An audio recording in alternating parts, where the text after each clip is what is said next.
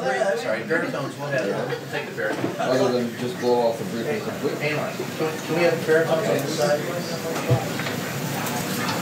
He's gone. Oh, absolutely. No, absolutely. Okay.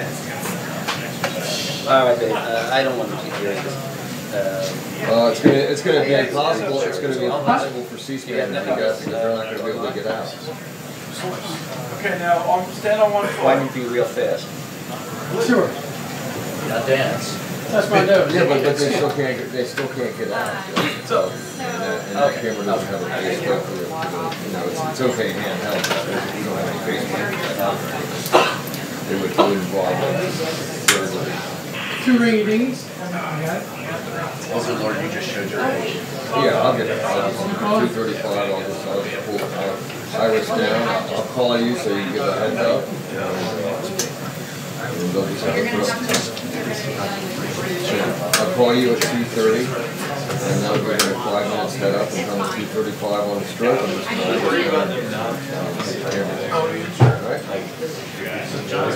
I think it'll work out, but I think. Oh no, I think she's going to come out. Now the thing is, they're setting up for a selection now. So this thing could be like she's going to read a letter from Timmy Trump lover and whatever, and do some shit about my great president. Oh, 1, 2, 3, 4, 5, 6, 7, 8, 9, 10. From the briefing room to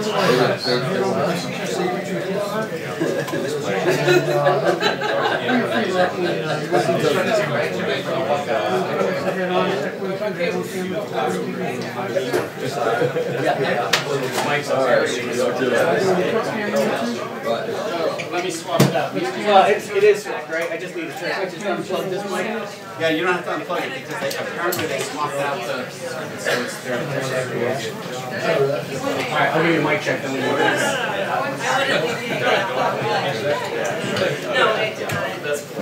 Hey, here.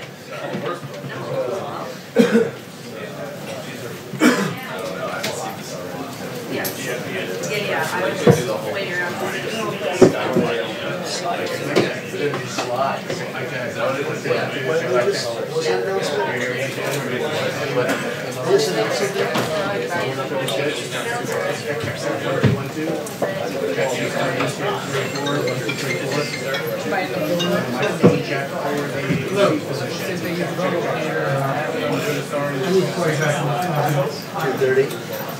$2.15.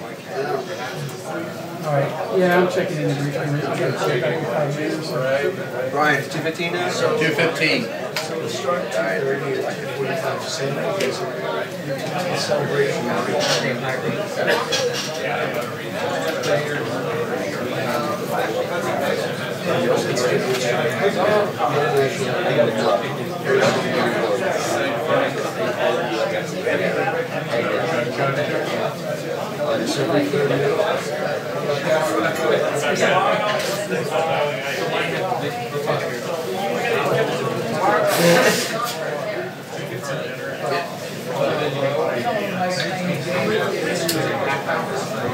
Well, they did the same thing. It's just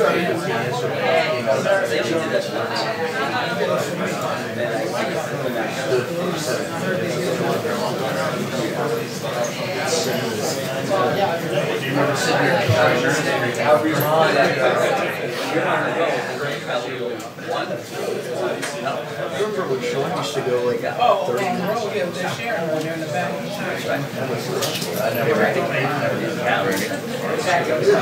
didn't see it. Yep, 30 minutes. He did 30. You're looking at collar. And half the time you pick up the phone, you can do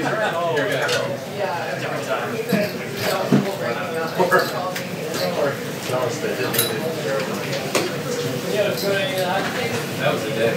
I remember the sound in this room. Everybody. Oh my God.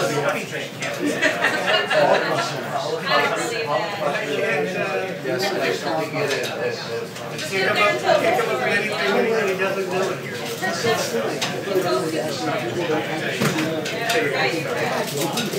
No, I did get a chance. I was the camera gas. They were like Holocaust. They're like, yeah, I have a copper on here.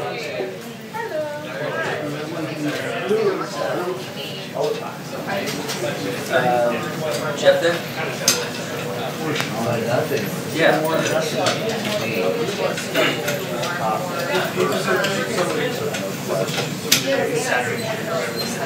I'm gonna kill my cat first for like 60 seconds. I have to read out the cables. Cuts. It's cuts. So then I gotta find reader telling me. Just give me 60 seconds. Just read out the cable. It's gonna start at 2:15. So we have 25 minutes. 60 seconds. Okay. So clean it.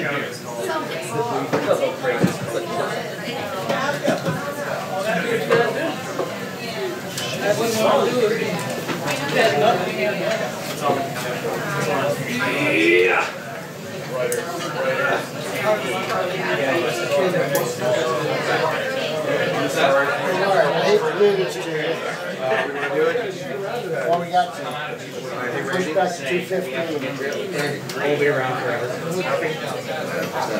Don't worry about it. Yeah, I know about the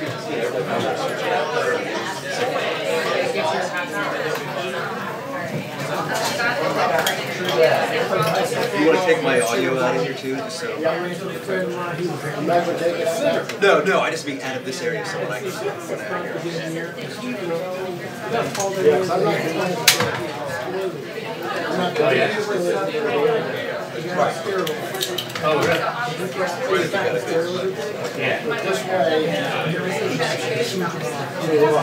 Well, I hate you here. Really? I had the same thing as a guy in high school. you know, Sean, you know you got 270. You need one of my Don't worry about it. I should be able to see Everything right, friends? Yeah. Still turned on. Well, maybe they'll push that back too. And maybe they'll push it back to when the skies open up and it's really kind of, and we'll be celebrating America. Oh, yeah. There you go.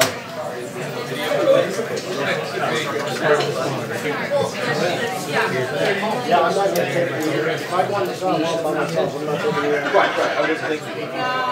But I just give that here. Yeah, I'll take it out of here. That way, it'll be up by me if you want to take it out. Which I think we need to do. My big boots.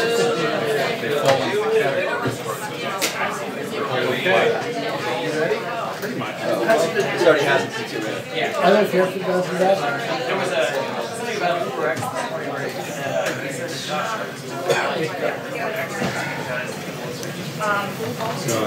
do you know? Thank God the Senate office permit booth is back up. You're not getting any of I was as well. She's got a car back there for a month. I'm ready to go pick it up. She's like, What you doing with it? Yes, because this year we're fine.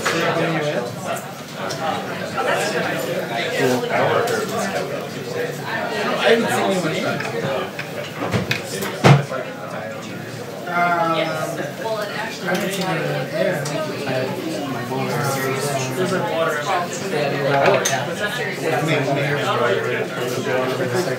in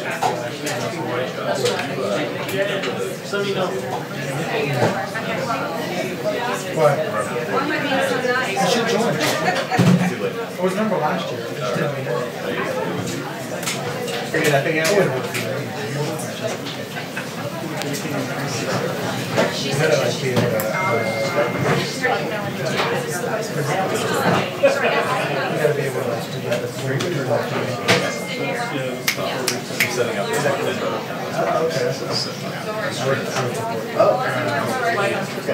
The research. Reddit's really research is cancer.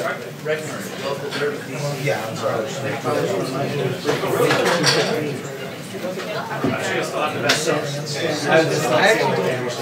It means there's a lot less hotel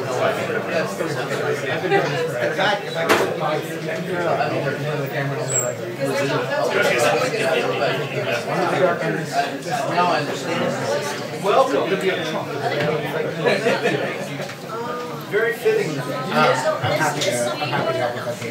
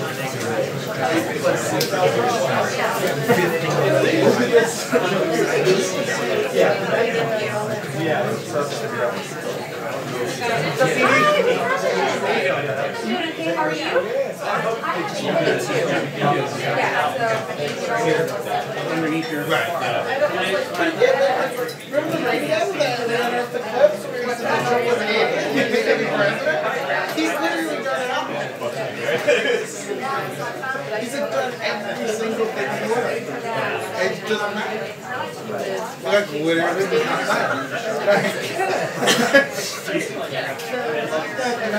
none of it matters. You have to stay neutral. What's going on with you? What are you now? Hang out with your dog? It's amazing how much the millennials. You've been naming it. My daughter. No, but I was out. How many games are we in now? One more.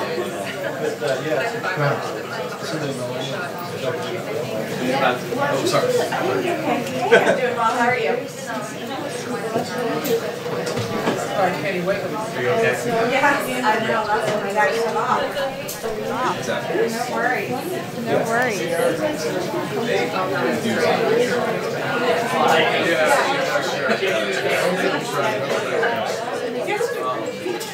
Hi. I like white. Except for the real never gone I'll see you later. Gotcha. How's it? Do I need to step outside or something? Step outside.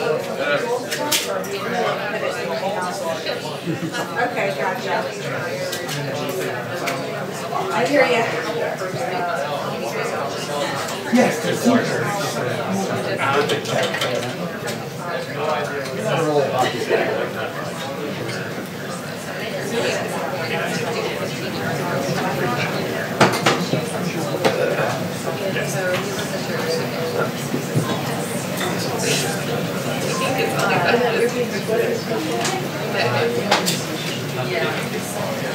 Jello bread.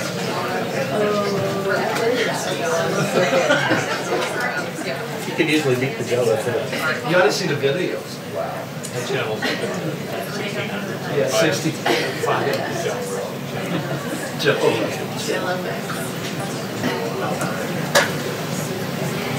For patience. You guys should pay for this? Keep laughing. One day your turn is gonna come. What's the next bar mitzvah? It's all about you. So today, so I'm gonna specifically focus on you. Just extra. All right, folks, welcome. My name is Jen. I'm from Golden State Times. If you guys just joined us, please smack the like button in support for our coverage. It helps us out a lot. Also, please share the live stream on social media, Facebook, Twitter, Gab, however you can get it out there, it will be greatly appreciated. And again, that helps out our channel so much. If you are new to the channel, make sure you guys subscribe. We welcome you to the family. And also make sure to click the notifications bell. That way you get a heads up and when we go live or we upload any videos. If you guys are wondering who that camera guy is that is walking back and forth and filming from the front of the podium, that's the guy from the show The Circus. I only seen like 1 or 2 episodes and they sucked, so I never watched it again. But that's where that guy is from. So Sarah Sanders should be coming out in the next few minutes. Hopefully she's not that late. But according to what they were saying, she'll be coming out in the next few minutes. But who knows? But we'll be here. And like I said, please share the stream on social media. And I'll see you guys on the chat. Peace.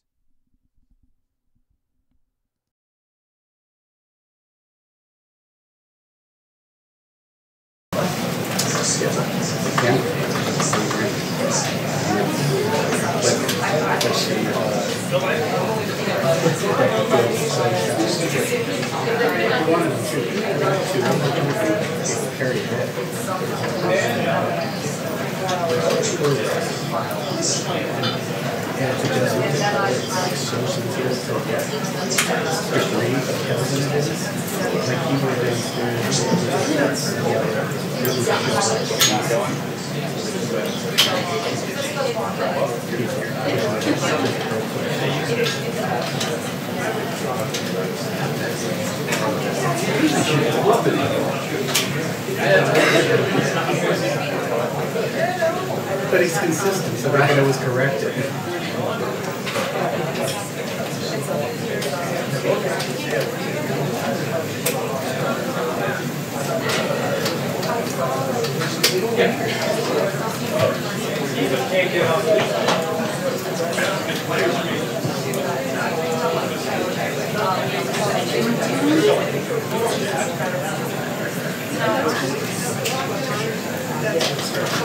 Yeah. It certainly was abrupt. Just a day before the Philadelphia Eagles team members were supposed to come to the White House, the White House released this statement saying that they were disinvited, essentially. This is an unprecedented decision, a time-honored tradition here for the Super Bowl champs to come here to the White House. And what doesn't add up here, Brooke, is that the White House was saying that this has to do with the national anthem. But as you pointed out, no Philadelphia Eagles teammates actually took a knee during the regular season or spent time in the locker room during the national anthem during the regular season. So the idea that this has to do with the national anthem simply doesn't add up. Now, the White House released a follow-up statement today saying that there were conversations going on since February with the team and in late May. Team members said that there would be 81 representatives of the Philadelphia Eagles coming to the White House, and then they just found out recently that there would be less than 10 members. And so it is clear that this is an attempt to avoid an embarrassing picture because less than 10 members of the Philadelphia Eagles are attending the celebration at the White House. The president made this decision to cancel it. Also worth noting, a Philadelphia Eagles team member told my colleague Jay Tapper that the national anthem concern never came up in these conversations that have been going since February. So there will be a celebration today, just without the team members. There will be bands here at the Philadelphia Eagles. The Green Band will be playing the national anthem. The president said, and what is clear here is that this is an attempt by the president to play with his base. He knows that talking about the national anthem stands for it. He plays well with his base, and so it appears to be an attempt to deflect from the idea that less than 10 members were coming to the White House and make this more about patriotism. My plan, so his fiance was here, and he planned a proposal weekend for her in Charlottesville. Was that but he did propose that weekend. They were a little bit, they were at some kind of like hotel outside of town, but they were planning to go into town. Or maybe never. No, and they actually,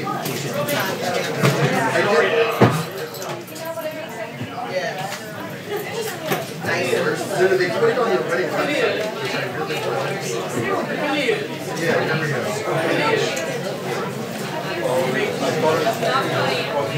Nate? Better yet, guy in the way. Is the director yelling?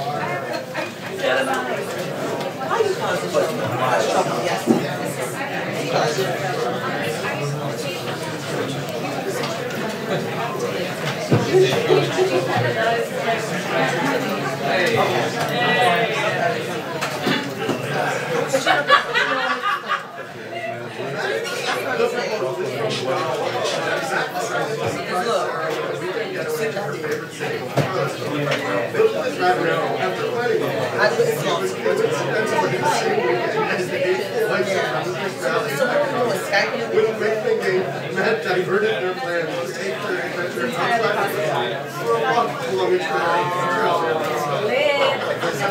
Living room. I understand you have any questions.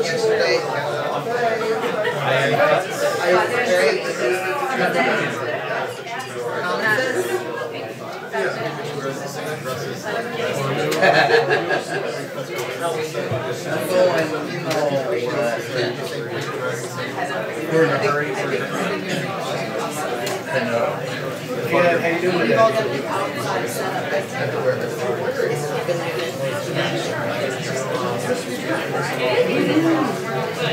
Nothing fun.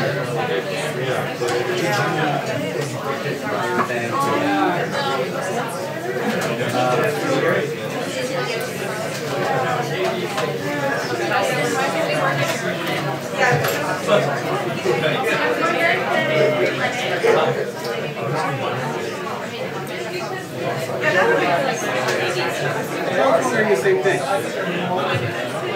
Oh, okay. Just wondering. Yeah, I understand.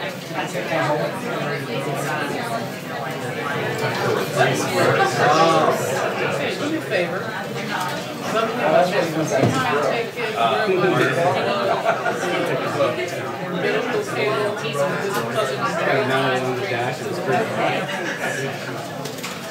For Google Maps.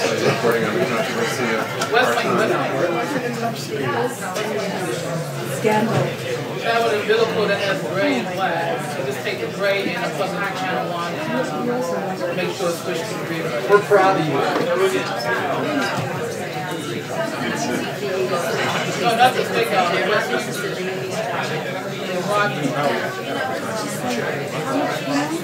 The churn, you know.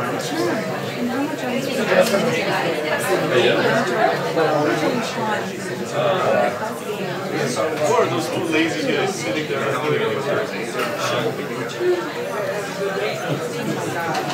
Drool coming down. Yeah. It is after lunchtime. It's just on that.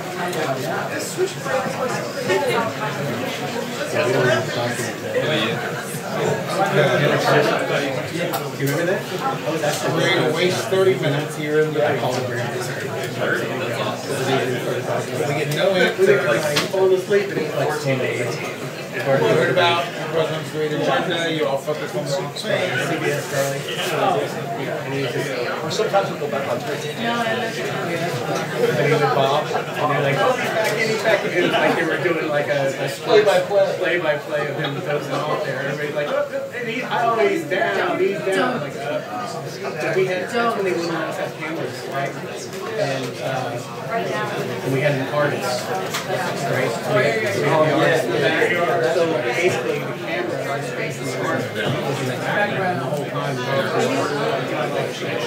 Somebody call him, tell him to wait. And he was away for a while. They told him, like, and then little by little,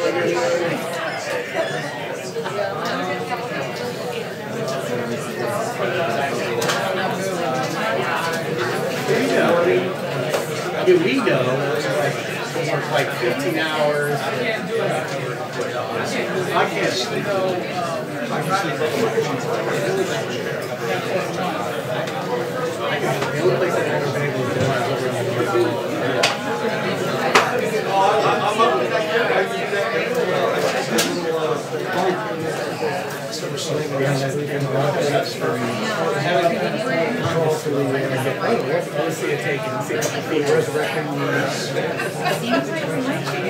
like a best spot there. Oh, later. Nobody knew sure what was going on.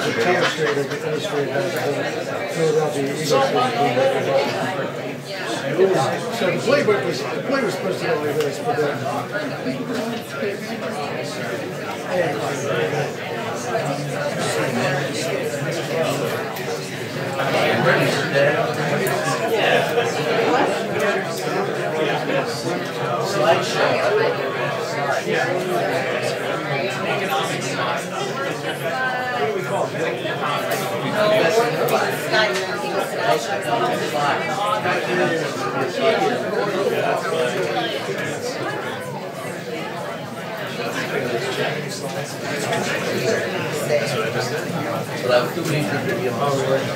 He's dead now.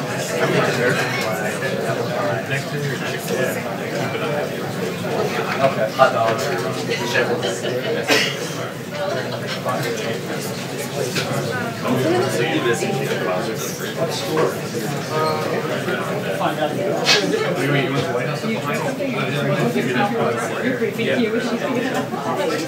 If you wear a cow outfit.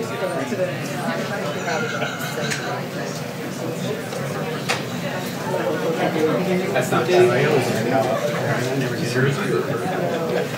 Yeah, you gotta be a jersey. Oh boy. Have you ever been in there when they had the promotion going on? Everybody's dressed as cows. Cows? Yeah. Yeah. Did you guys see that thing? Yeah. Did you guys see that thing on Facebook with the chickens and the cows? Yes.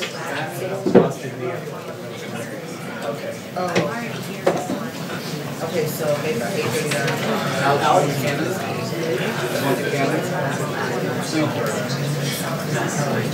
all right. Good job. It's not worth it.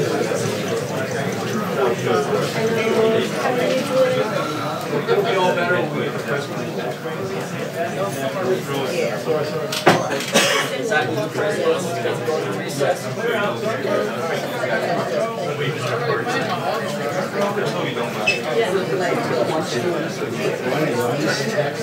What should we ask? Yeah, they are. Sorry.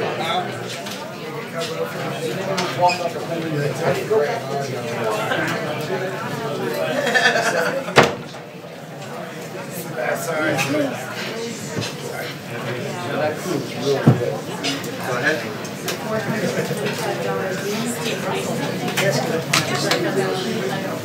Okay.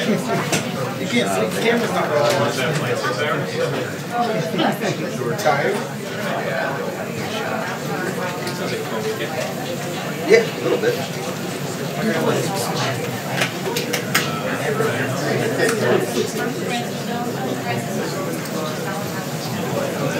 That's good. In the radio. On the radio.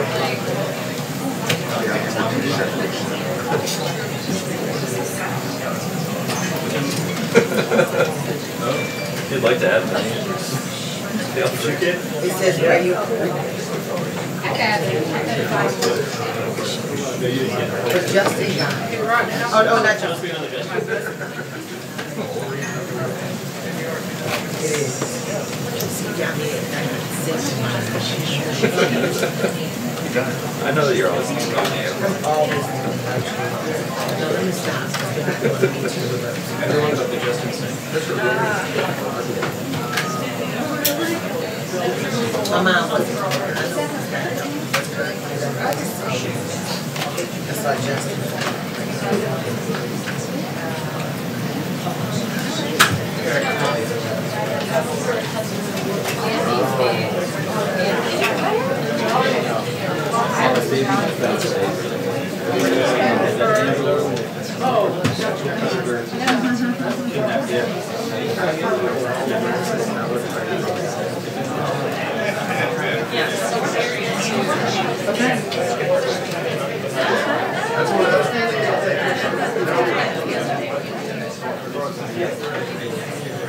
Yes, Andy Spade, Gordon Andrew Spade.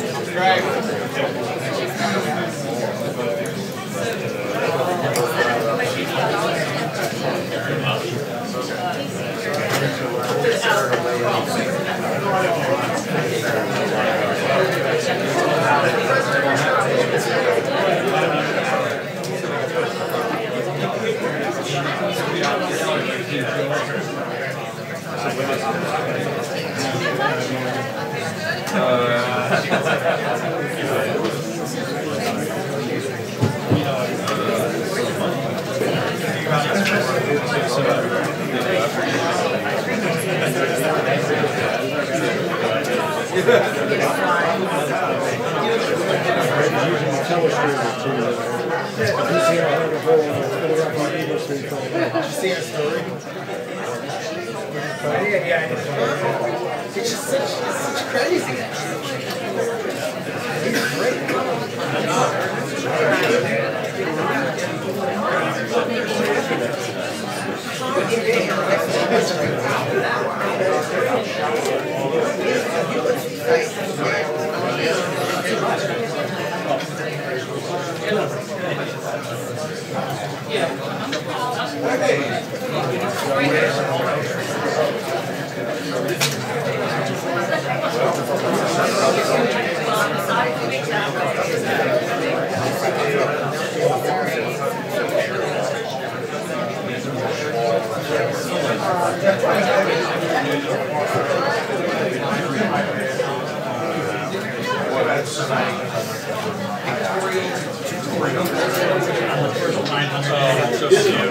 Do it.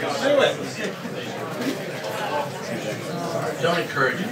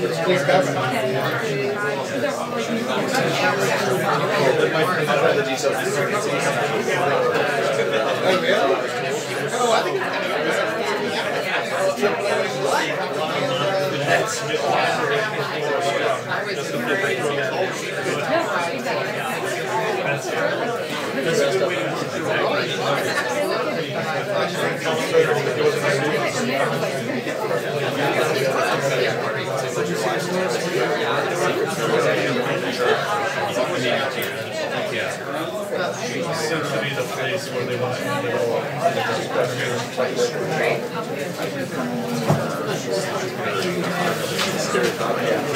You gotta do it. That's an easy way to do it. Paula? Remember, break down. That's because I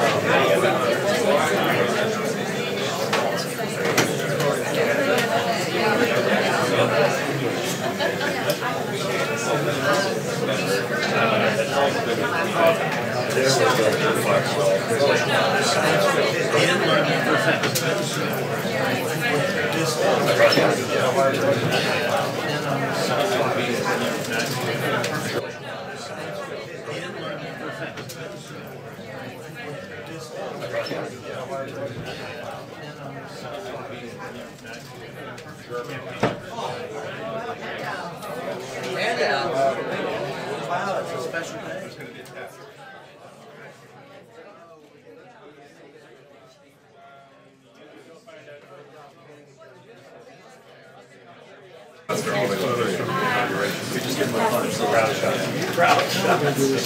I'll go on this side. You're gonna have to look at my page. Will there be a test later? You keep crafting each batch.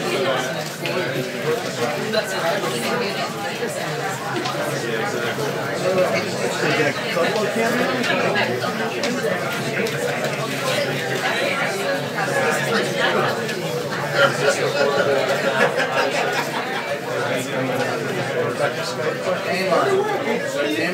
This is your break.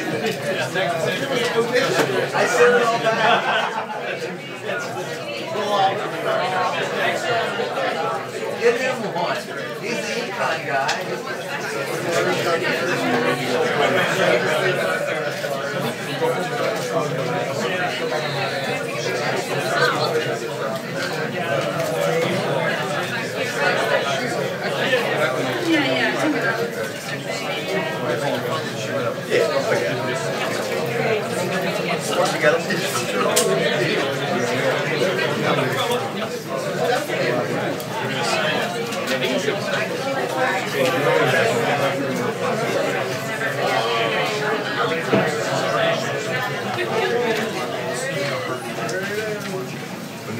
Give me a long one. We'll think about it. I'll bet on well, maybe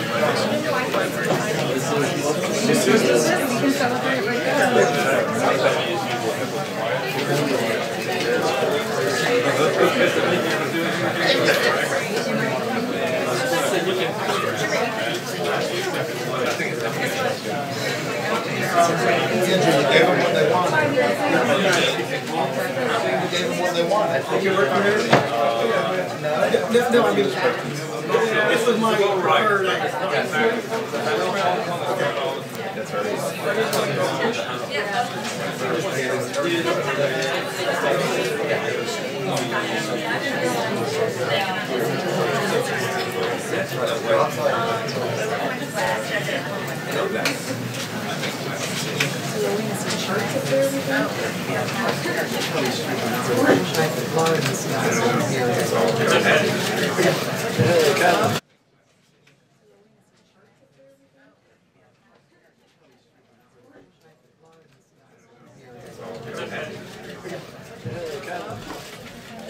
Good afternoon. Bringing out the big guns today. Since President Trump took office, the economy has created nearly 3 million jobs and the unemployment rate has fallen to 3.8%, matching the lowest level in nearly 50 years. The Bureau of Labor Statistics reported today that job openings hit a record high of 6.7 million in April, meaning job openings outnumber those that are unemployed. American workers looking for new opportunities are finding them because of this president's policies of lower taxes, deregulation, and fair and reciprocal trade. America's economic potential has been unleashed. I've invited the chairman of the President's Council of Economic Advisors, Kevin Hassett, to join us today and offer more details about the growing economy and take your questions on this topic. After that, I'll be happy to come up and take questions on news of the day. Thanks. Thank you. Thank you, Sarah. And, you know, I watch these things a lot, and I was noticing that not everybody's always in the best mood. And so I told Sarah, what you guys need are some charts, right? And so we've got some charts for you today. And yeah, I know. Yeah, I could see. There are a lot of nodding people. Okay, so I think that Sarah said it best, that we're in, as the president has tweeted, one of the best economies I've seen in my career, and that there are a number of facts that have developed over the last few months that are, I think, confirming some of the stuff we talked about last fall when we talked about gosh, it was maybe November, the tax bill and the economic impact that the tax bill might have on the economy. In addition, the president has pursued a trade agenda and deregulation, and we're beginning to see the effects of all of this in the data. And the first slide, if we can get it, is one of my favorite ways to just look at a summary of how the economy is doing is to look at the GDP growth over the previous year. And you might recall when President Trump ran for office and when he came in and when I first started at CEA almost a year ago, that we were looking ahead to 3% growth, and everybody said, no, no, no, we've got a new normal, those blue lines which you see during the Obama years, where we've got growth in the ones, maybe up to 2 if we're lucky, but we could never get 3% growth again. Well, in the latest data that we have, we've got growth year over year that's just a smidgen less than 3%.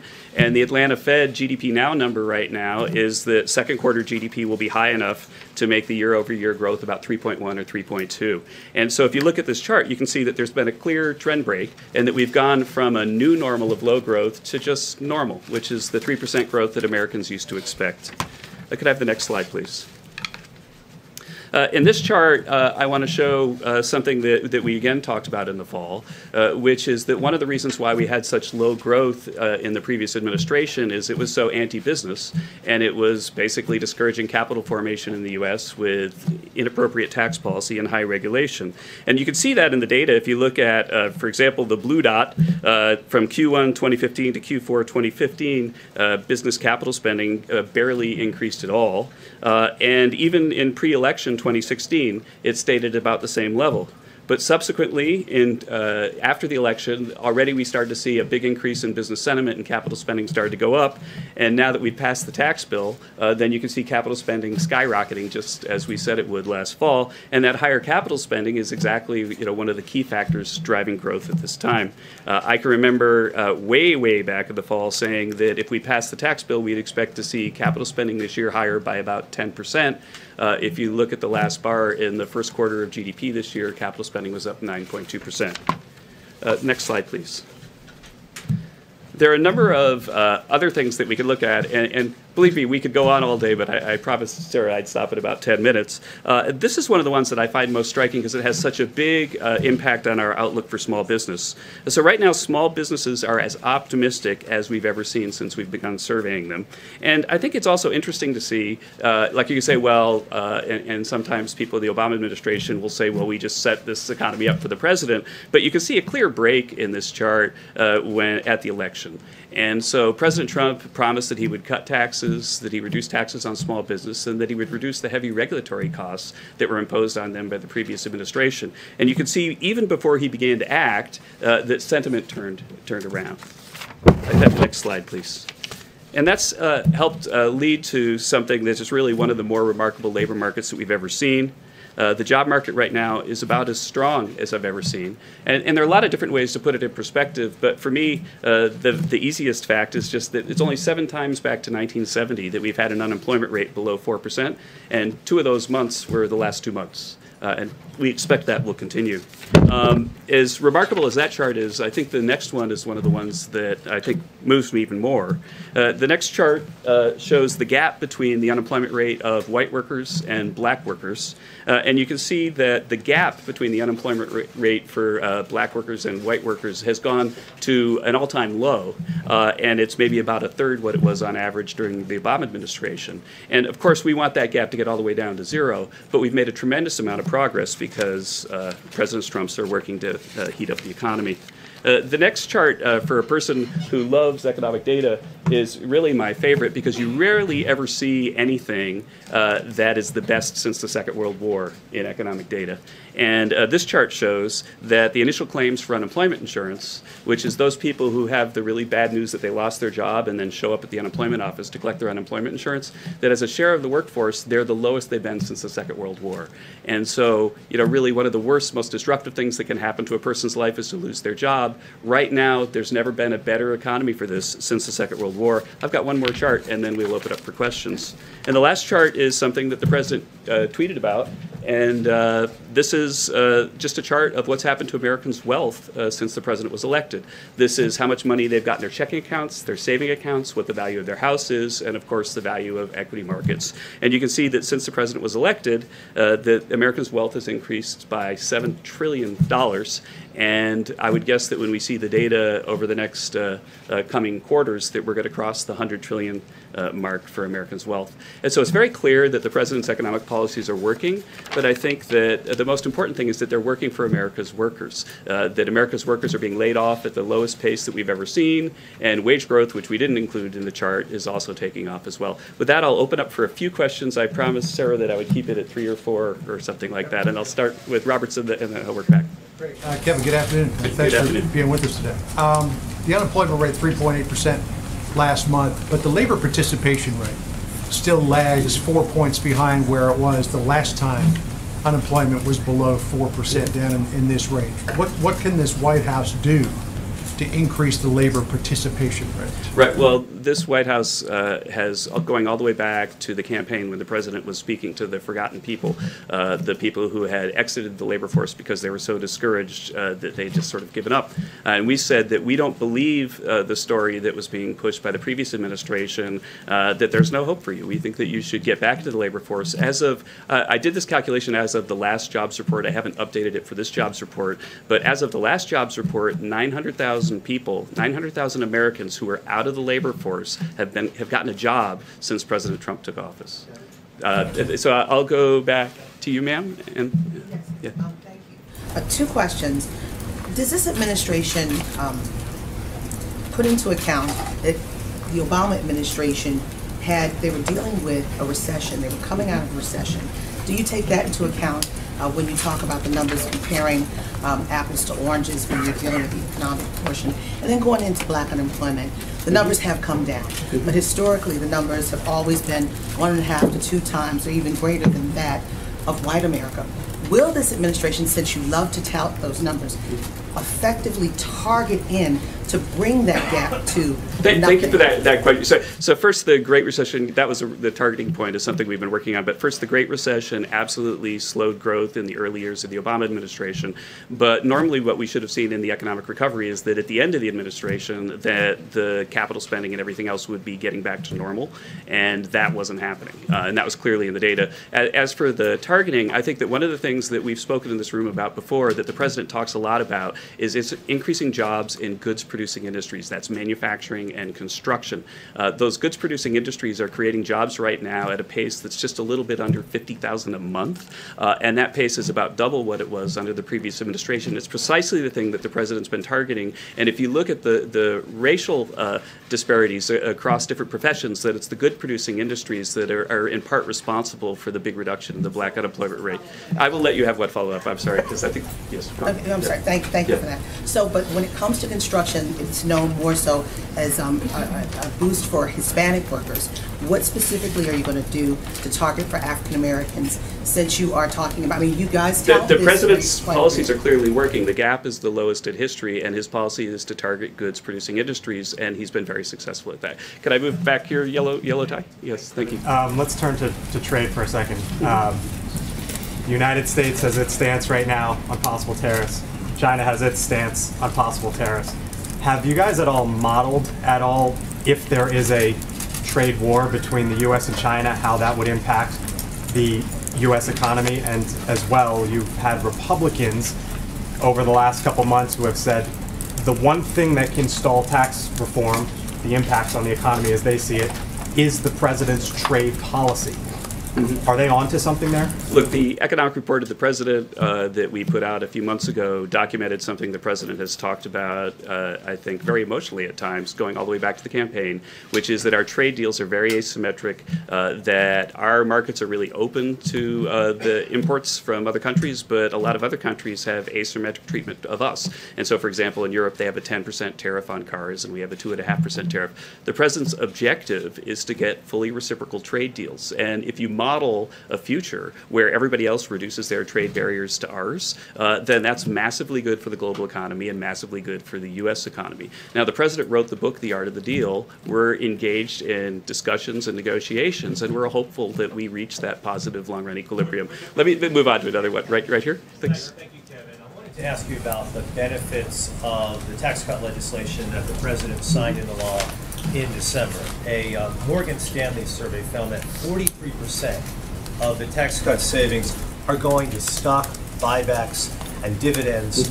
13% are going to employee raises and bonuses, employee benefits, something like that. Are you disappointed that you're seeing that impact, that effect from the tax cut that so much more seems to be going to Wall Street than to Main Street? No, not at all. In fact, wage growth right now is the highest. If you look at over the last quarter, the employment cost index is the highest it's been, going all the way back at least to 2006. But that's where they changed the way they do data. That we've got more than 6 million people that have been announced to have a pay raise because of the tax bill. The average pay raise for them is a little north of $1,200. And the president said again and again, and CEA said again and again, that there'd be a $4,000 increase in pay for people if we passed the tax bill. And people said that number was completely implausible, but let's look at the numbers now. Walmart, for example, has increased the minimum wage for their workers, the lowest paid workers at Walmart, by $2 an hour. If you run that forward, that's just a little bit less than $4,000 this year. And so if the lowest paid people at Walmart are getting the $4,000 the president has promised, then of course we're not disappointed in the wage data. Could I have a question over here? If it's going to Wall Street, then to Main Street. Just to follow up on the question that was asked earlier, tariffs. Do you predict, and it was the trade question I guess that Blake was asking, following up on, there's always a prediction that increased tariffs will depress the economy. What the president is engaged in, do you foresee any problems with the tariffs that he's implemented, and what would be your reaction to it? I think that the president is pushing our trading partners hard to make their deals fair for America's workers, and that's his objective, and there are ongoing discussions right now. And you know, I know a lot of other presidents. I was over here at one point as an outsider coming to talk to President Obama's team about this. A lot of other presidents have wanted to make better deals and failed, and this president is not going to fail at that. He's going to make better deals. Would that depress the economy, higher tariffs? Do you admit that could cause problems with the economy? We expect that this is going to work out well, and that we're going to get fair trade deals. Could I have back there the fellow? Yeah, thanks. Just following up on that a little bit, what you said here and what the president said also is that talking about tariffs would be more of a negotiating tactic as much as anything. How far though can this be as a negotiating tactic? I mean, you one that at some point have to pull the trigger if other countries don't do away with their trade barriers. No, I reject the view that it's a negotiating tactic purely. For example, the steel tariffs were put in place as a national security concern. The president is the commander-in-chief. He's supposed to make those judgments. In a time of war, we need to be able to produce steel. I think that there are a lot of things going on in the 301 space, to use the inside baseball term. We're trying to get China to stop stealing more than $100 billion worth of our intellectual property every year and to open their markets to our products. And so there are a lot of things going on right now. I think last question, sir? Okay. Yeah. Indication of where we are in terms of the NAFTA negotiations right now. There's this idea out there that the United States might want to break up the NAFTA negotiations and do a direct deal with Canada, a direct deal with Mexico. Is that the right approach, and what do you think is coming first? I think that the president's approach is to negotiate with Mexico and to negotiate with Canada and to make better deals. And I think that you'll have to talk to Ambassador Lighthizer to get an update on the current state of negotiations. So thank you very much. Thank you all for having me. Thank you. Thanks, Kevin.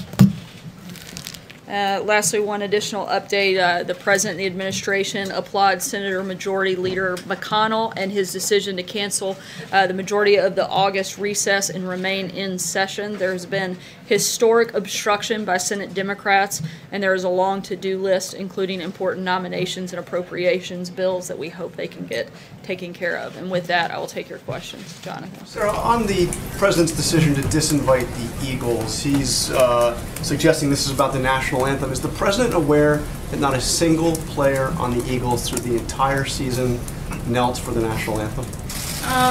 The President's position on not just the anthem has been clear, but let's not forget this isn't there were 80 members of the Eagles organization that RSVP'd and committed to attend this event as recently as Friday, as well as over 1,000 fans of the Eagles organization.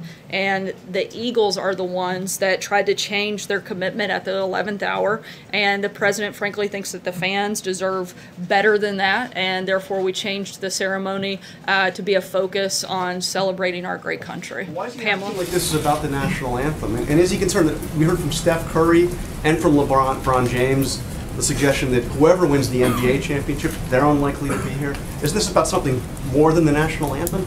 Something other than the national anthem? Look, if this wasn't a political stunt by the Eagles franchise, then they wouldn't have planned to attend the event and then backed out at the last minute. And if it wasn't a political stunt, then they wouldn't have attempted to reschedule the visit when they knew that the president was going to be overseas. And if this wasn't a political stunt, they wouldn't have waited until Monday, well after 1,000 of their fans had traveled and taken time out of their schedules to offer only a tiny handful of representatives to attend the event. Pamela? Clear on that point, this isn't about the national anthem, it's about so few players coming in the end, correct? Certainly the president has been very clear what his position is in regards to the national anthem. We've never wavered on that. The president thinks that people should stand for the national anthem, particularly when it comes to the NFL. It's not about a particular team. It's about having pride in our country and about being respectful to the men and women who have fought and died to preserve our country. In terms of this, the Eagles are the ones that changed their commitment at the last minute. The president felt it was appropriate to change the event to be a ceremony to celebrate our country. Just to follow up, Sarah, really important. On yesterday, on the statement that you made, you referred us to the outside counsel on the Don Jr. statement that the president was involved in. The outside counsel did weigh in, saying that yes, the president did dictate the statement. Rudy Giuliani was on CNN saying it was a mistake to say that the president didn't dictate it.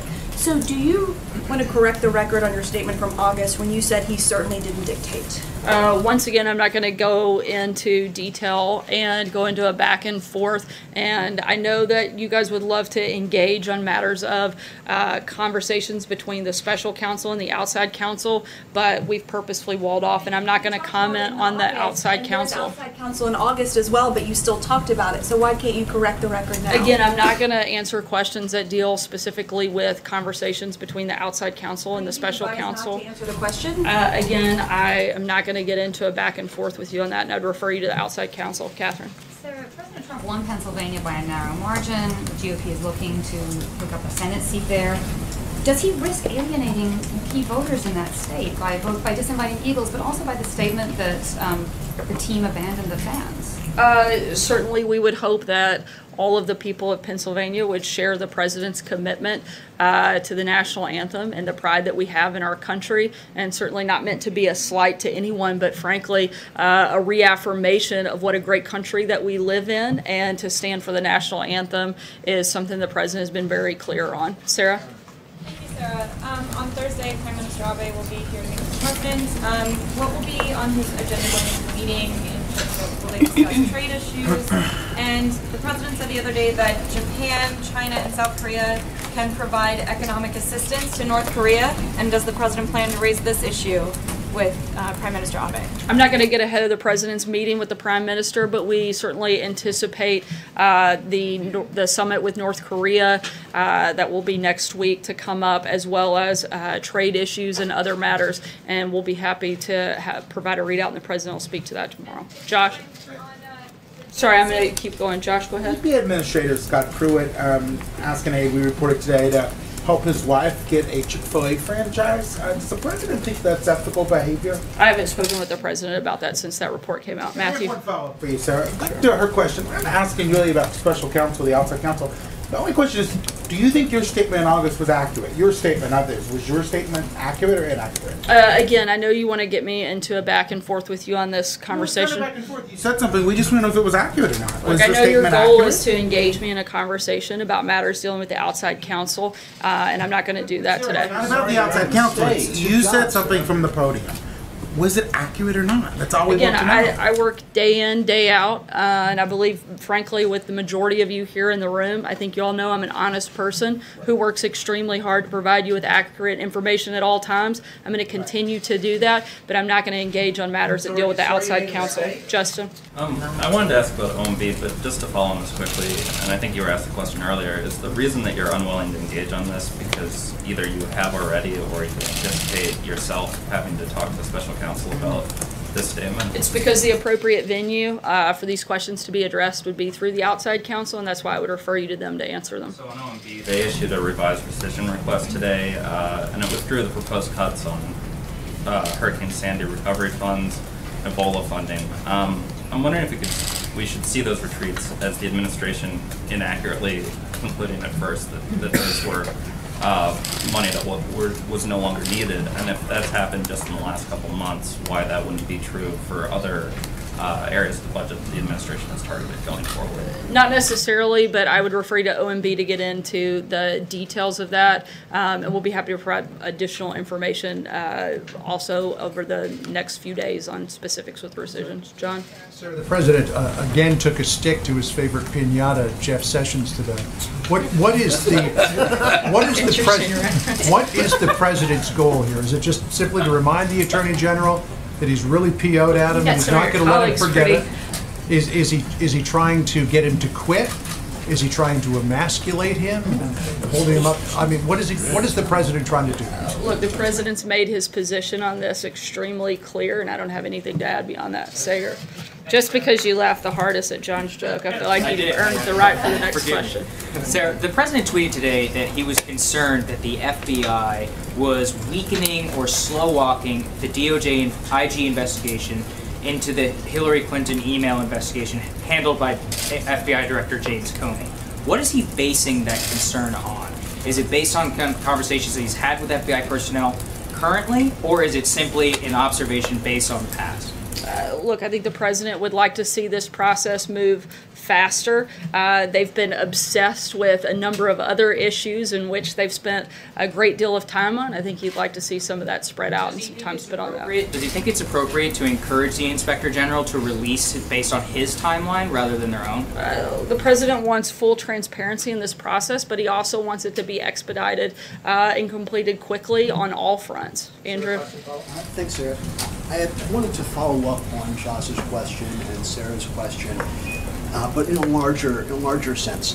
The president, whether it's on his Twitter account or otherwise, keeps saying things that are not borne out by the facts, whether it is the Eagles thing is about the national anthem, or we got $6 billion for opioids and getting rid of that scourge that's taken over our country, and the numbers are way down. We have thousands of immigration judges. And so the president keeps saying things that aren't true. And this thing with dictating the statement. What's the question? Sorry, Andrew. We could get there. Why, if things that you keep saying from the podium turn out to not be true, and things the president keeps saying in a number of venues keep turning out not to be true, why should we be able to trust that the information we're getting from this administration is accurate? And more importantly, why should Americans be able to trust that what they hear from this White House is always the truth? Once again, I don't know how many times I have to address this, but I work every single day to give you accurate and up-to-date information, and I'm going to continue to do that.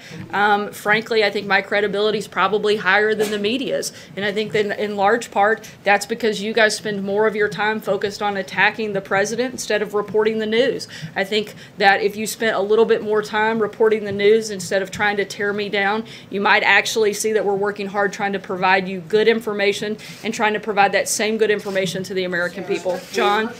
Sorry, Andrew, I gave you quite a bit of time. John, go ahead. Thanks a lot, Sarah. I just wanted to get your reaction, the administration's reaction to a statement that was put out by a player on the Eagles, Malcolm Jenkins. He's a strong safety on the Philadelphia Eagles, very well respected on the team and throughout the league. He put out a statement today in which he said that the decision that was made by the president to cancel this event celebrating the Super Bowl victory by the Eagles paints the picture that these players are anti-America, anti-flag, and anti-military. What is your response to what Malcolm Jenkins put out in a statement today? I've addressed this a few times. Again, the Eagles were the ones that committed to an event on Friday. They submitted over 80 members of the Eagles franchise for the event, along with over 1,000 fans to participate. And it was the Eagles organization that tried to change their commitment at the 11th hour. If this, once again, if this wasn't a political stunt, then they wouldn't have planned to attend the event and then backed out. If it wasn't a political stunt, they wouldn't have attempted to reschedule an event for when they knew that the president would be out of the country, and they wouldn't have waited until the very last minute to make these changes if this wasn't about some type of political statement that they were trying to make towards this president. Cecilia? Are you saying that the president bears zero responsibility in this cancellation? This is a president who called NFL players SOBs, who implied that some players who don't stand for the national anthem do not belong in this country. Does he bear zero responsibility for players like the Warriors and the Cavs not wanting to come and the Eagles bailing on this? The president his position hasn't changed on this throughout the process, and the president's position was very clearly stated in a number of forums and venues, and the Eagles made the commitment to come and to be part of that event well after the president had established his feelings in regards to the national anthem. And once again, they made that change at the last minute, not the president. He's the one that has been completely consistent in his viewpoint when it comes to this. Steve?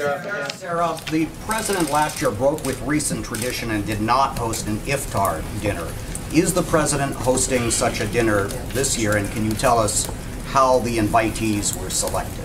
He is hosting a dinner tomorrow evening.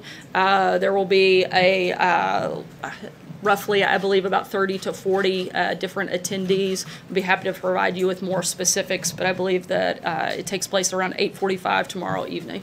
Blake? Sarah, thank you. Let me ask you about two possible trade deals. The one involving the Chinese, in which it would be $70 billion of buying American products. The United States would back off its threat of tariffs. Is that something that President Trump would support?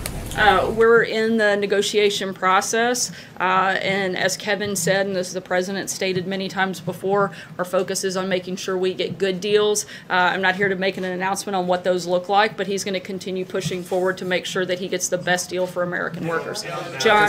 Real quick on NAFTA, Larry Kudlow said today, Eamon referenced it, that maybe the president wants to deal with Canada solely, with Mexico solely, and that the idea of negotiating NAFTA might be gone at this point. Is the possibility of getting to a NAFTA deal done as this administration sees it? It's not done, but again, the president is open to having individual deals, but he's looking at the best way to make sure he gets the best deal possible for American workers, and whether or not that's through NAFTA or other means, those options are on the table. John? Yeah, thank you, Sarah.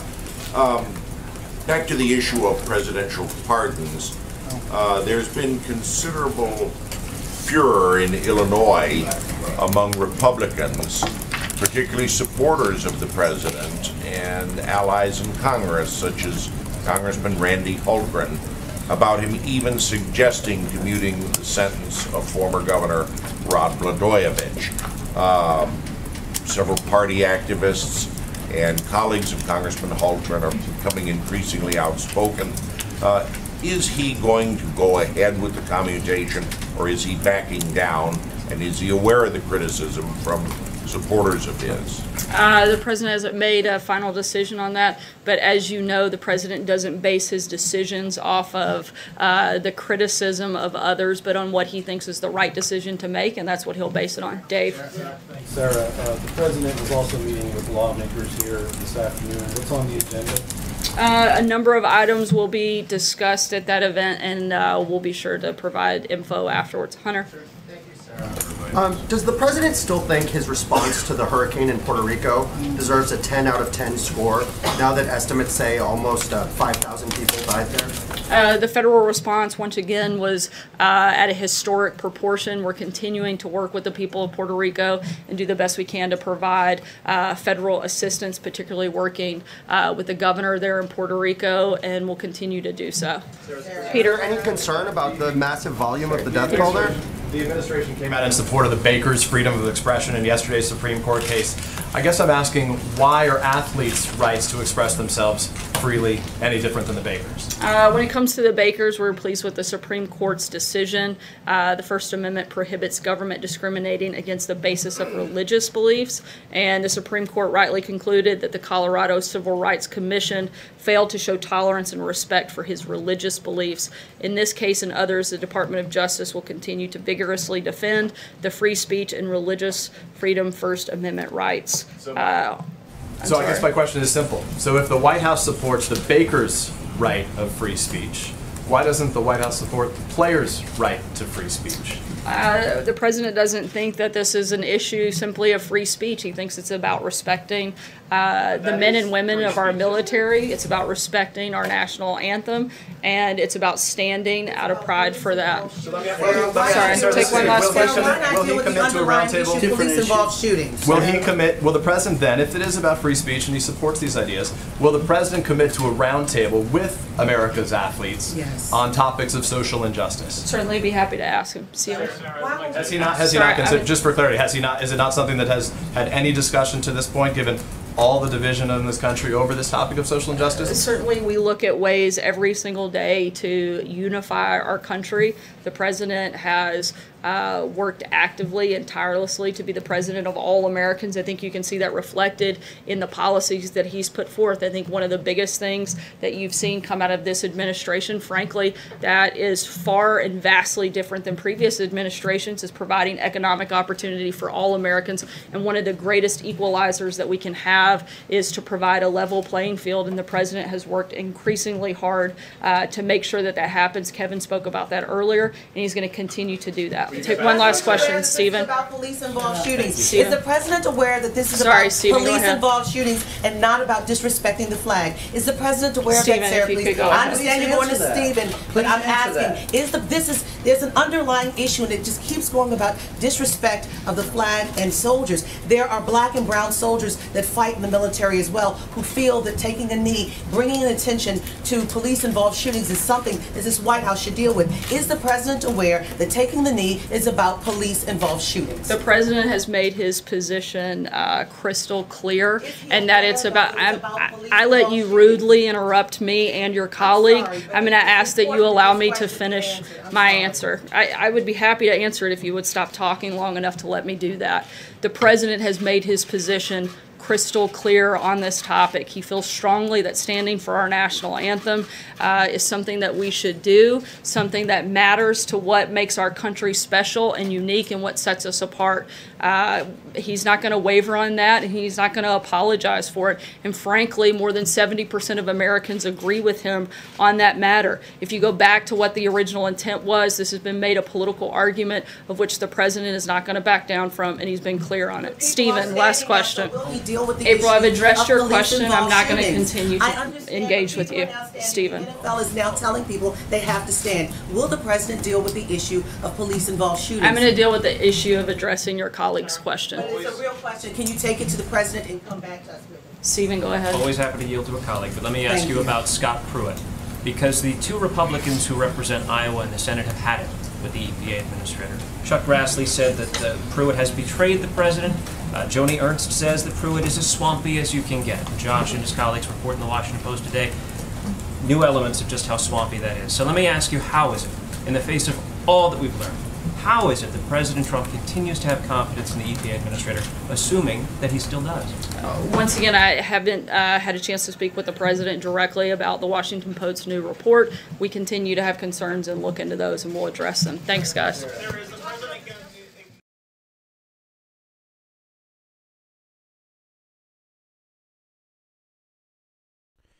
All right, folks, thank you very much for joining us and choosing us as your stream of choice. Sarah Sanders was doing very well until the last part. She should have just told her to shut up, and that's it. You know, it's extremely easy, but she just let April Ryan, I guess, make a fool of herself.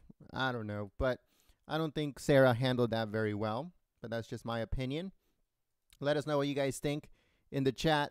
Do you guys think that she did a good job by just letting her go crazy and go on an unhinged rant?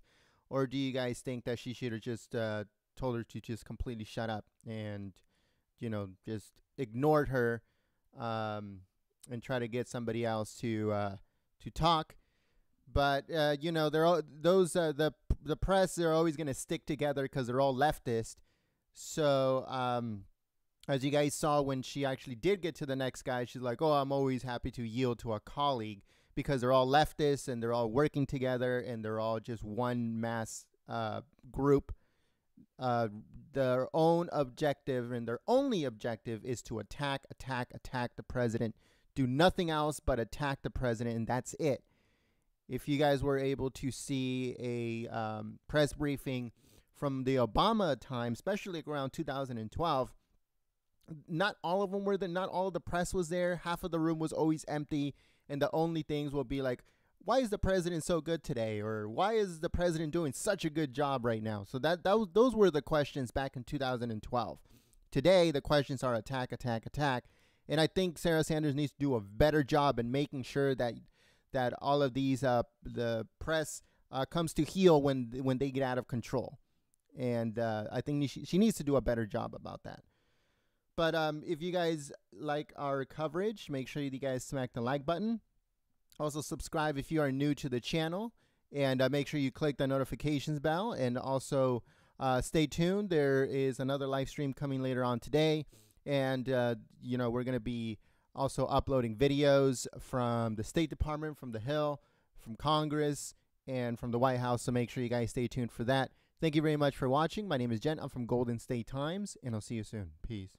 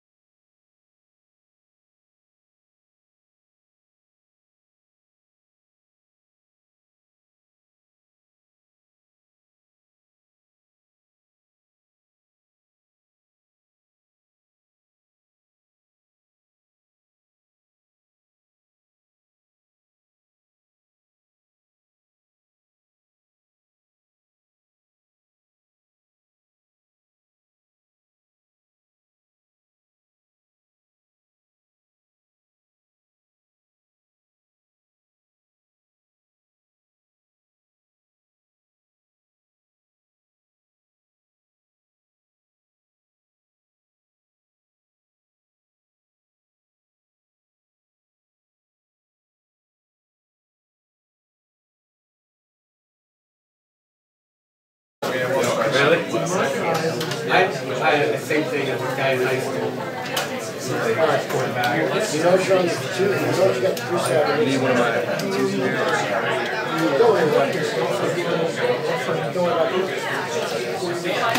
should be able to see everything right, friends? Yeah.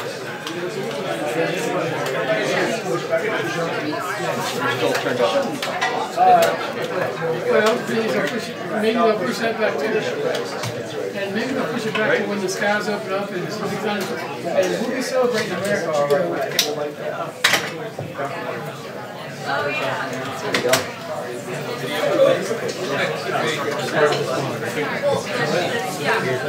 Yeah, I'm not going to take it. If I wanted to sell them all by myself, I'm not taking it. Right, I was just thinking. But I just do that here. Yeah, I'll take it out here. That way, it'll be up by me, if you have to make it out. Which I think we can do. My big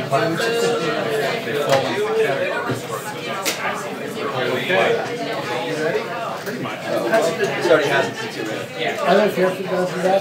There was something about Uber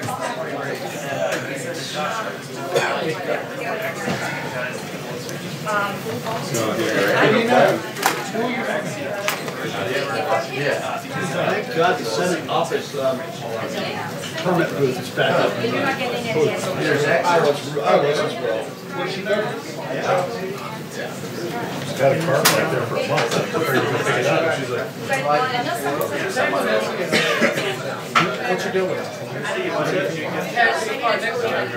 yes, yeah, because this year we're fine.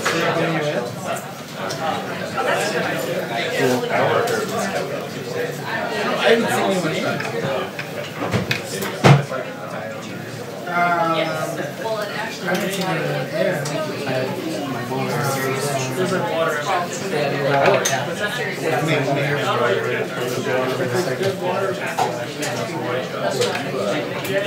Some you know. What? I should join. I was number last year. Figured that thing out.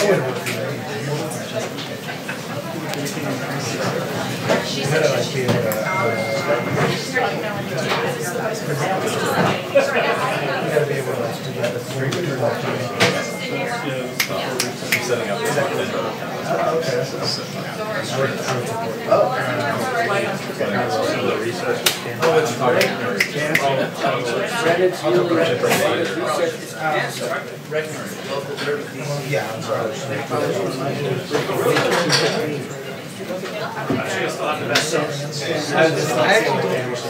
It means there's a lot less hotel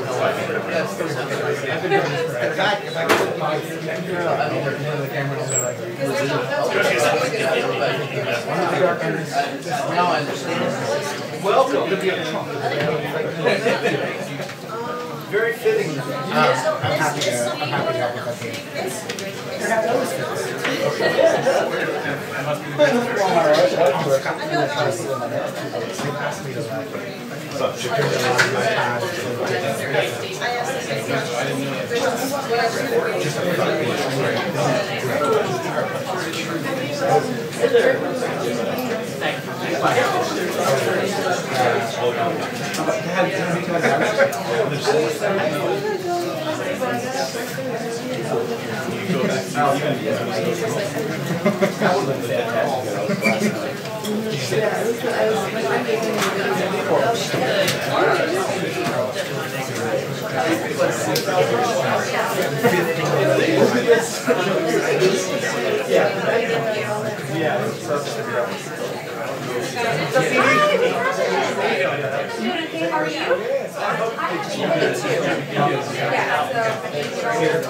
underneath your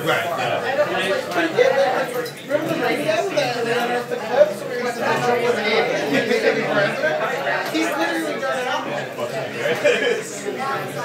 He's done every single thing he wanted. It doesn't matter. Like literally does not matter. None of it matters. You have to stay neutral. What's going on with you? What are you doing? Hang out with your dog? It's amazing how millennials. You been named again? My daughter. No, but I was out. How many games are we in now? One more.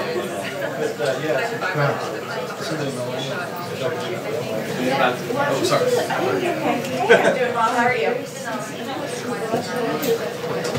Are you okay? Yes, I know. That's when I got you off. No worries. No worries.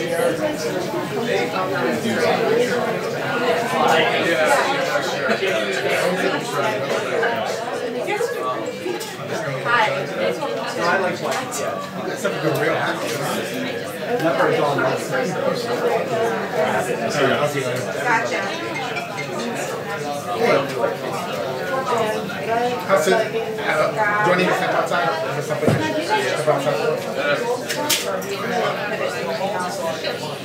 Okay, gotcha. I hear you. Yes, there's one.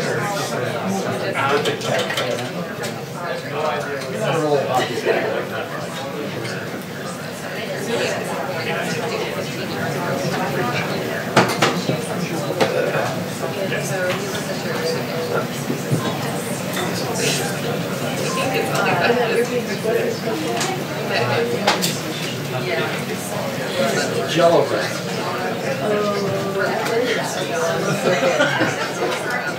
You can easily beat the Jello too. You ought to see the videos. Wow. Yeah, 65. Jello.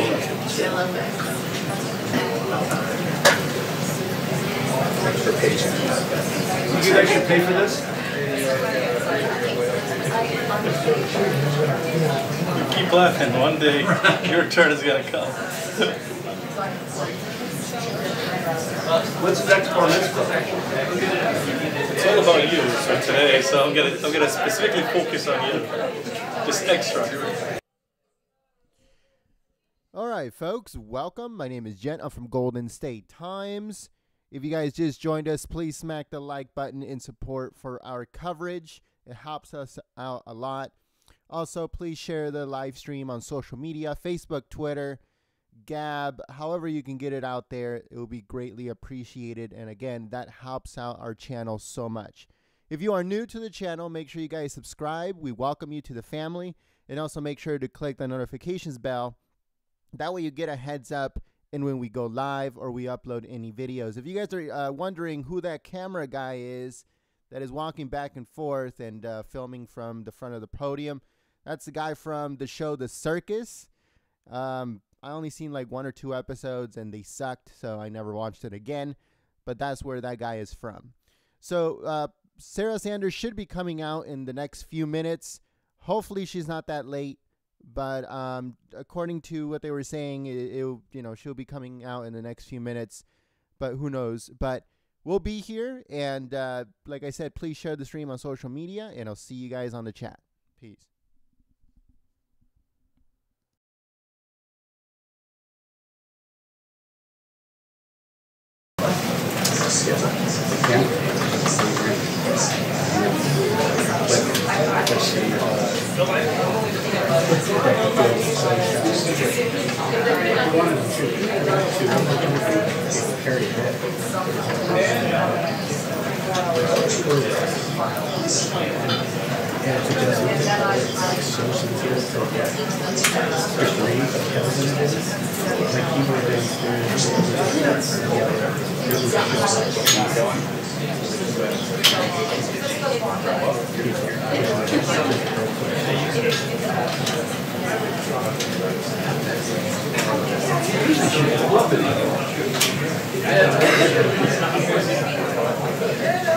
But he's consistent, so I think it was corrected.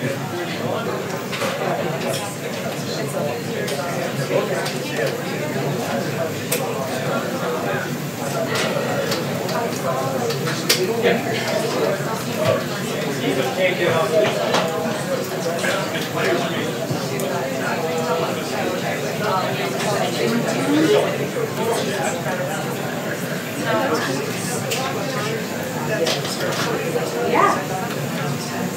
It certainly was abrupt. Just a day before the Philadelphia Eagles team members were supposed to come here to the White House, the White House released this statement saying that they were disinvited, essentially. This is an unprecedented decision, a time-honored tradition here for the Super Bowl champs to come here to the White House. And what doesn't add up here, Brooke, is that the White House was saying that this has to do with the national anthem. But as you pointed out, no Philadelphia Eagles teammates actually took a knee during the regular season or spent time in the locker room during the national anthem during the regular season. So the idea that this has to do with the national anthem simply doesn't add up. Now, the White House released a follow-up statement today saying that the conversations going on since February with the team and in late May, the team members said that there would be 81 representatives of the Philadelphia Eagles coming to the White House, and then they just found out recently that there would be less than 10 members. And so it is clear that this is an attempt to avoid an embarrassing picture because less than 10 members of the Philadelphia Eagles here attending the celebration at the White House. The president made this decision to cancel it. Also worth noting, a Philadelphia Eagles team member told my colleague Jake Tapper that the national anthem concern never came up in these conversations that have been going since February. So there will be a celebration today, just without the team members. There will be bands here at the Philadelphia Eagles. The Green Band will be playing the national anthem, the president said. And what is clear here is that this is an attempt by the president to play with his base. He knows that talking about the national anthem is important. He plays well with his base. And so it appears to be an attempt to deflect from the idea that less than 10 members will come to the White House and make this more about patriotism. My plan, so his fiance was here, and he planned a whole proposal weekend for her in Charlottesville.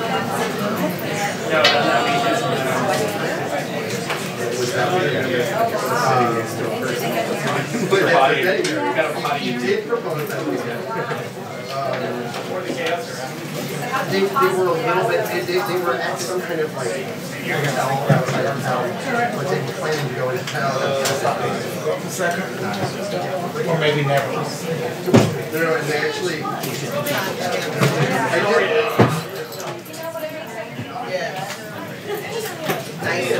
they put it on their wedding website, which I really like. Yeah, there we go.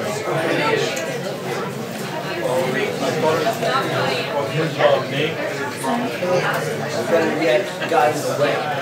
Is the director yelling?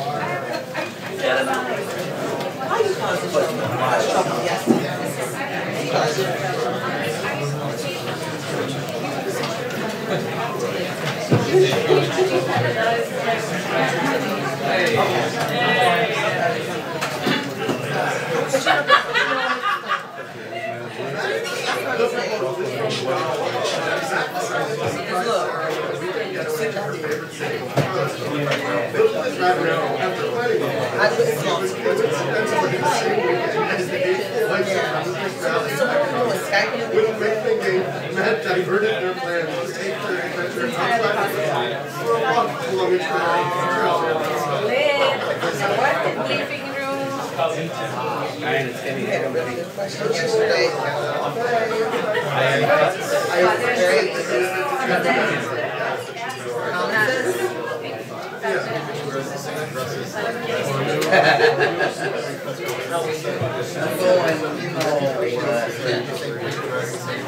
We're in a hurry for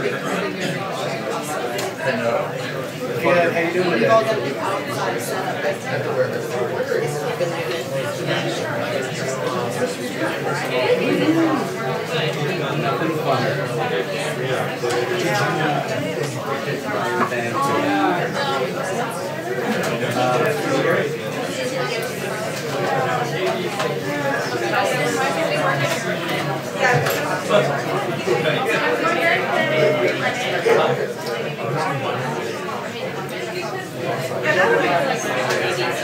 I'm wondering the same thing.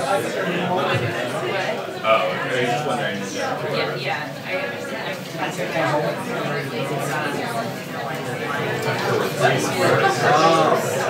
Do me a favor.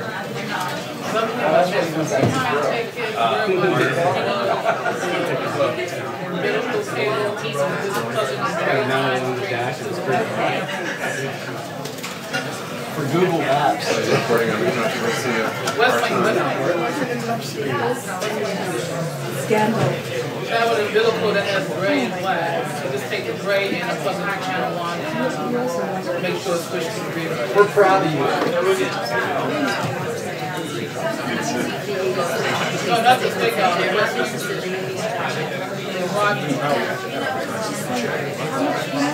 It's the churn, you know?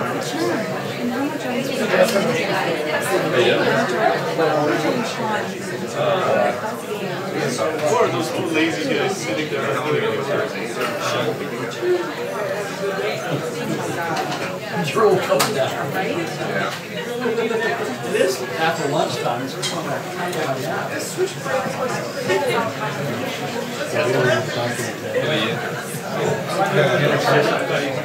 You remember that? We're going to waste 30 minutes here in the we get no answer. Like, fall asleep and it's like 10 days. We heard about the President's great agenda. You all focus on the wrong thing. CBS Daily.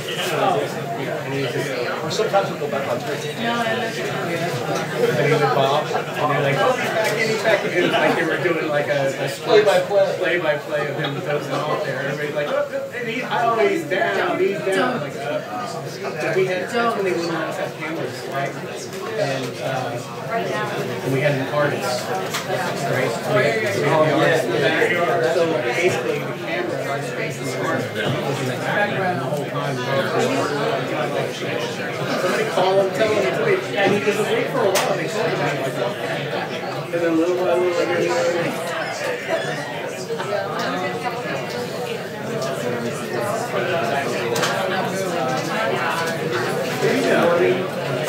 we know like 15 hours. I can't sleep.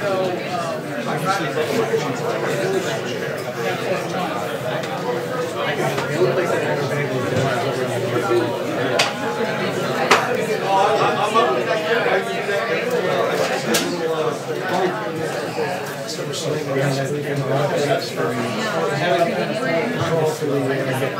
let's see it taken. See how the feet resurrecting it's like a best spot there. Oh, nobody needs to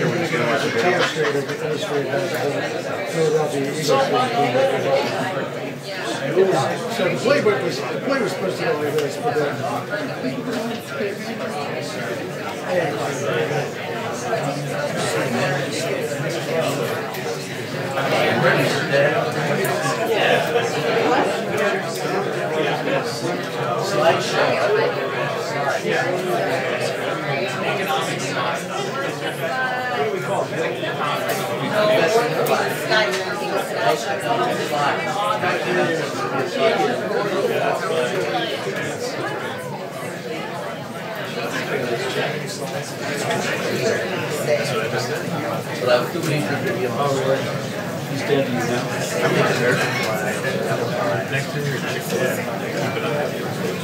Okay, hot dogs.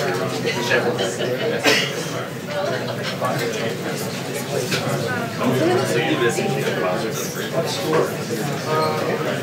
Find out.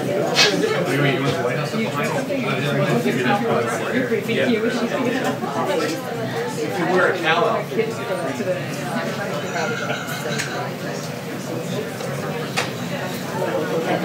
That's not bad. I always wear a cowl outfit. I never get jersey. Yeah, you got to be a jersey. Oh boy. Have you ever been in there when they had the promotion going on? Everybody's dressed as cows. Cows? Yeah. Yeah. Did you guys see that thing? Part? Yeah. Did you guys see that thing on Facebook with the chickens and the cows? Yes.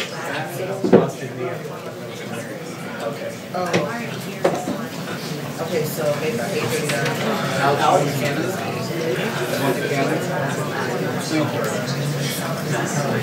All right. Good job. It's not worth it. It'll be all better when we get the president.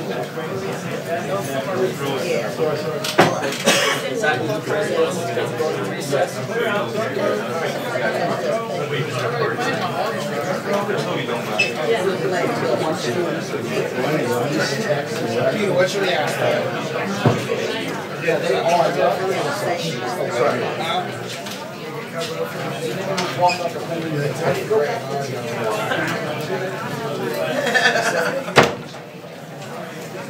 Sorry. That cool's real good. Go ahead.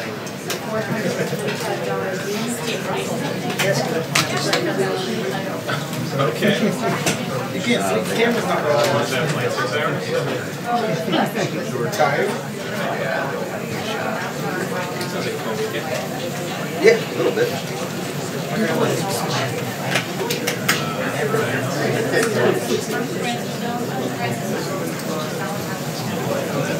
That good? No, I'm just in the radio. I came on the radio.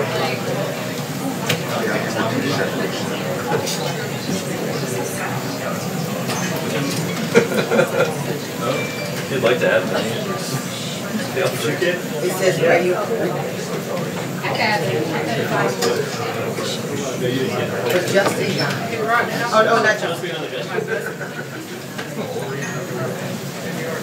It is.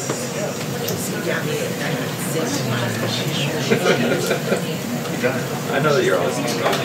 Always thinking about you. No, let me stop. Everyone about the Justin thing. My mom wasn't. That's why Justin.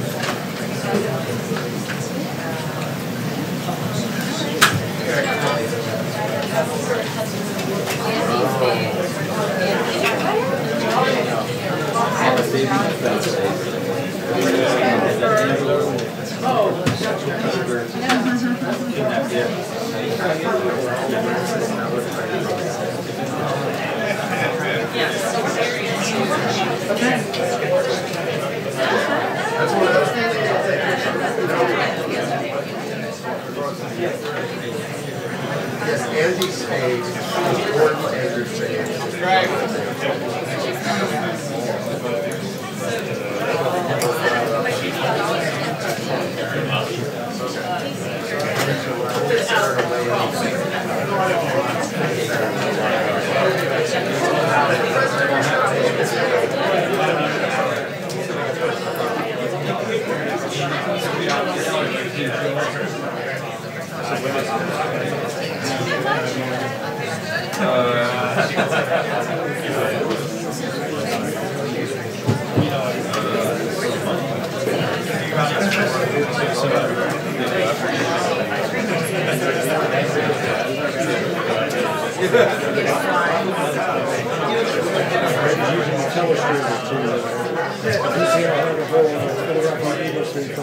See our story?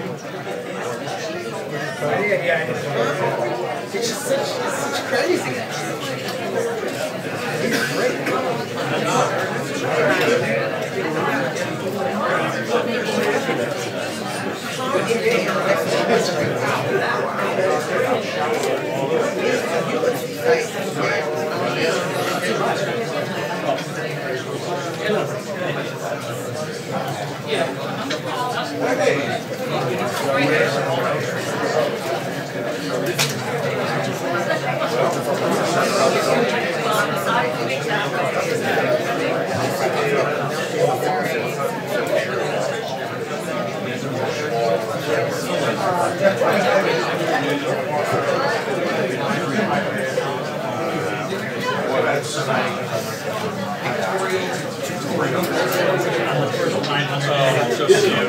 Do it.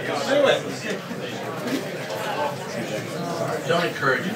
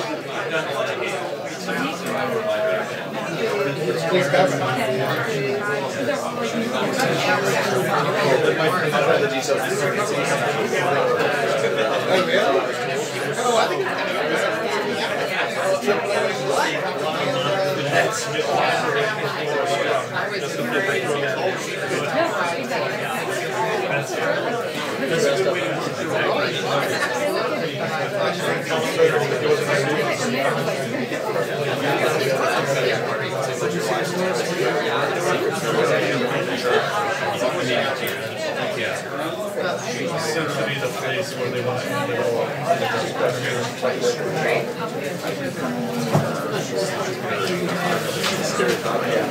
You gotta do it.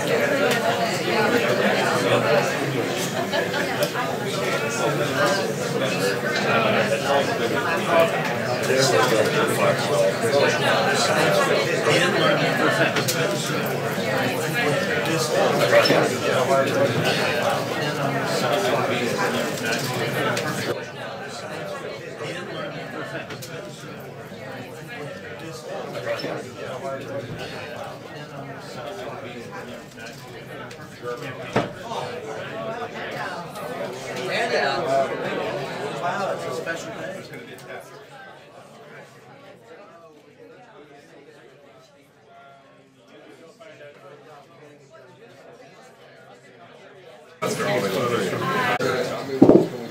Sorry, baritones, we'll take the baritones. Other than just blow off the briefing completely. Hang on, can we have baritones on the side?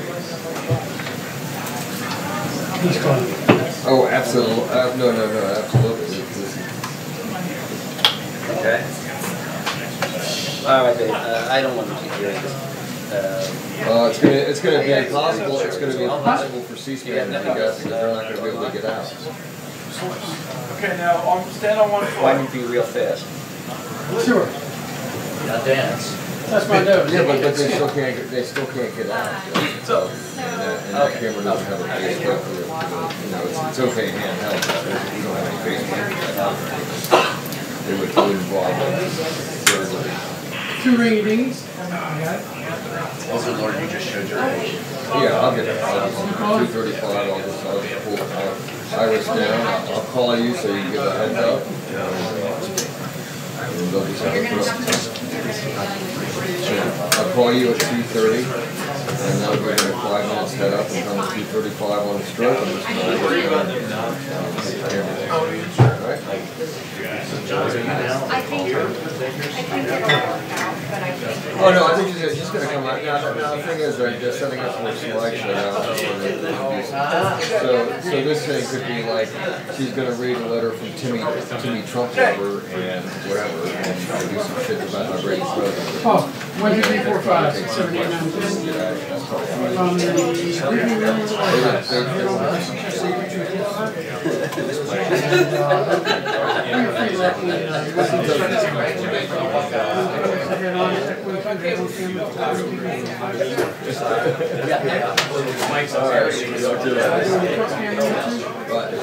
Let me swap it out. Well, it is fixed, right? I just need to check. I just unplug this mic. Yeah, you don't have to unplug it because apparently they swapped out the circuit, so it's there. All right, I'll give you a mic check then we do this.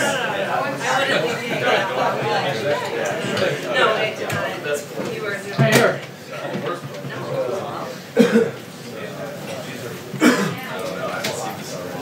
Yeah, I was just waiting around.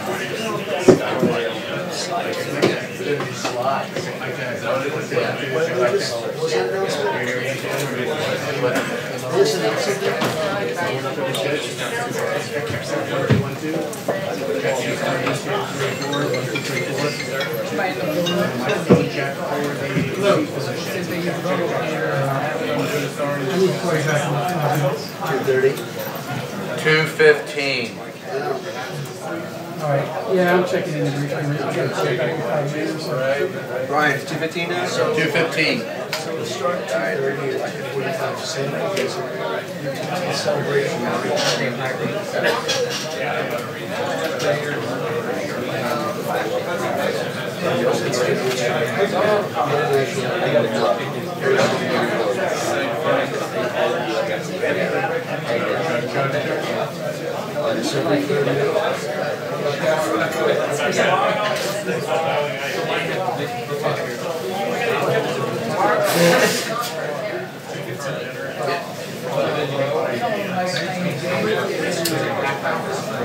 Oh, well, they did the same thing. It's just I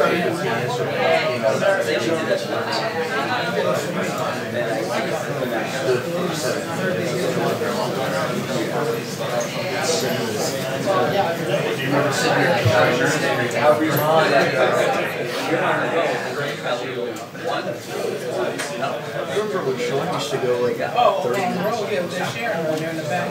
I didn't see it. Yep, 30 minutes. You're looking at college.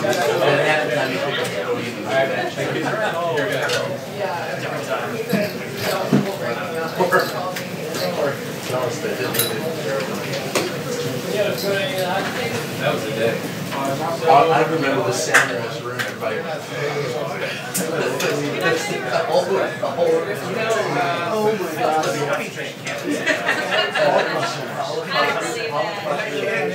Yes, I actually get it. Can't come up with anything that he doesn't do it here.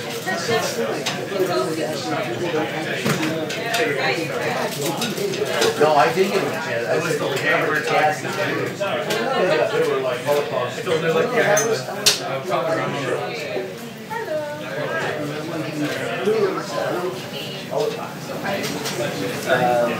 Jeff there? Nothing. Yeah.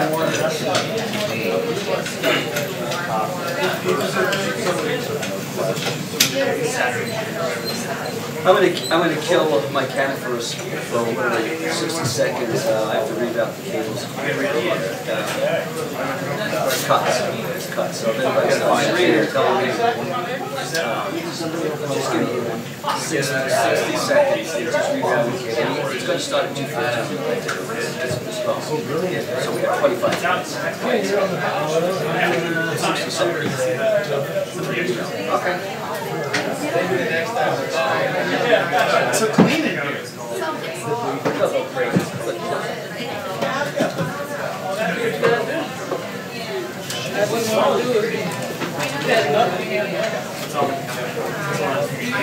Yeah.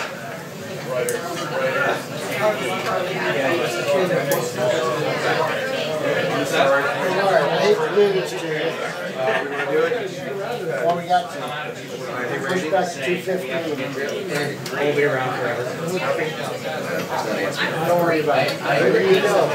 Yeah, I know about the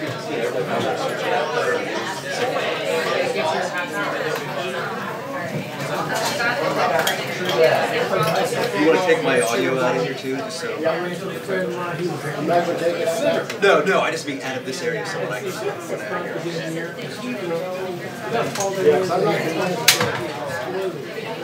Oh, yeah. This way.